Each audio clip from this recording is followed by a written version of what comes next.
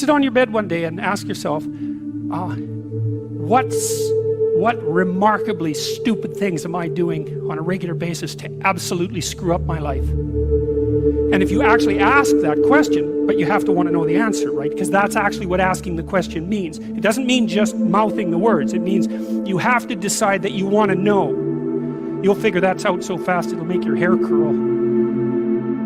There's no better pathway to self-realization and the ennoblement of being than to posit the highest good that you can conceive of and commit yourself to it.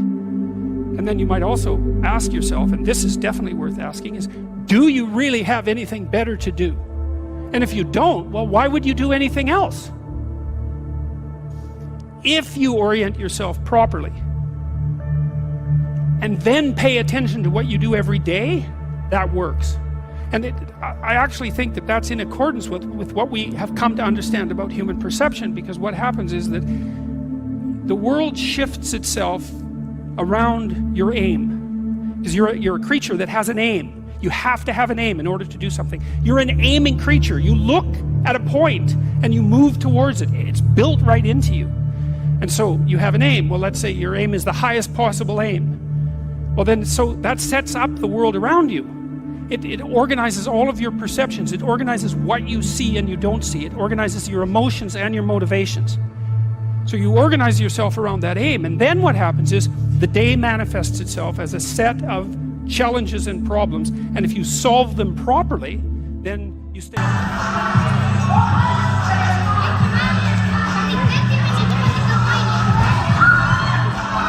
You can point into the distance, the far distance, and you can live in the day. And it seems to me that makes every moment of the day supercharged with meaning. That's how, because if everything that you're doing every day is related to the highest possible aim that you can conceptualize, well, that's the very definition of the meaning that would sustain you in your life. Well, and then the issue is, well, back to Noah. Well, all hell's about to break loose and chaos is coming. It's like when that's happening in your life, you might want to be doing something that you regard as truly worthwhile. Because that's what will keep you afloat when everything is flooded. And you don't want to wait until the flood comes to start doing that, because if your ark's half built and you don't know how to captain it, the probability is very high that you'll drown. Ask and it shall be given you. Seek and ye shall find. Knock and it shall be opened unto you. For everyone that asketh receiveth, and he that seeketh findeth, and to him that knocketh it shall be opened. That sounded pretty optimistic again. But again, I think it's a description of the structure of existential reality, and by which I mean, when I'm in my clinical practice and I observe, and this is also the case with my students, is, let's say, people's lives aren't what they would like them to be. And so then you ask, why? Well, forget about tragedy and catastrophe, because that's self-evident. We're not going to discuss that. Although the degree to which you bring about your own tragedy is always the determinant. Never say that every terrible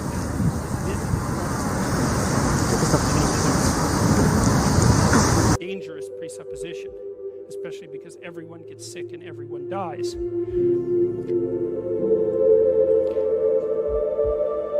But one of the main reasons that people don't get what they want is because they don't actually figure out what it is.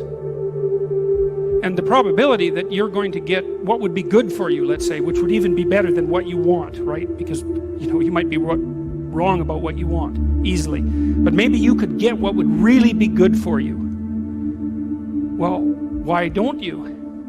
Well, because you don't try. You don't think, okay, here's what I would like if I could have it. And I don't mean in a way that you manipulate the world to force it to deliver you goods for status or something like that. That isn't what I mean. I mean something like, imagine that you were taking care of yourself like you were someone you actually cared for.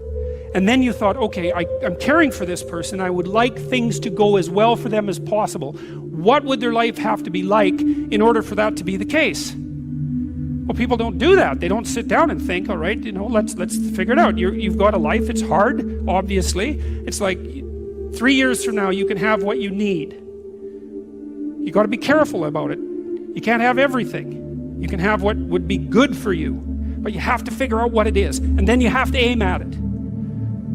Well, my experience with people has been if they figure out what it is that would be good for them, and then they aim at it, then they get it. And it's strange because it's a strange thing. It's not quite that simple because, you may formulate an idea about what would be good for you, and then you take 10 steps towards that, and you find out that your formulation was a bit off, and so you have to reformulate your goal. So you're kind of going like this as you move towards the goal. But a huge part of the reason that people fail is because they don't ever set up the criteria for success. And so, since success is a very narrow line and very unlikely, the probability that you're going to stumble on it randomly is 0. And so there's a proposition here, and the proposition is, if you actually want something, you can have it.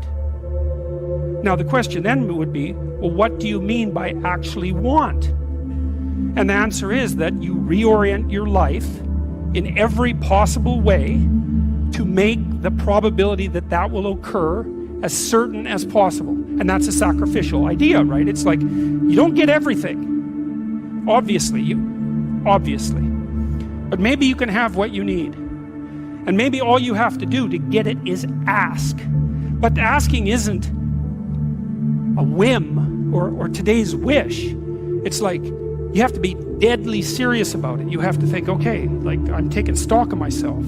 And if I was going to live properly in the world, and I was going to set myself up such that being would justify itself in my estimation, and I don't mean as a harsh judge, exactly what is it that I would aim at?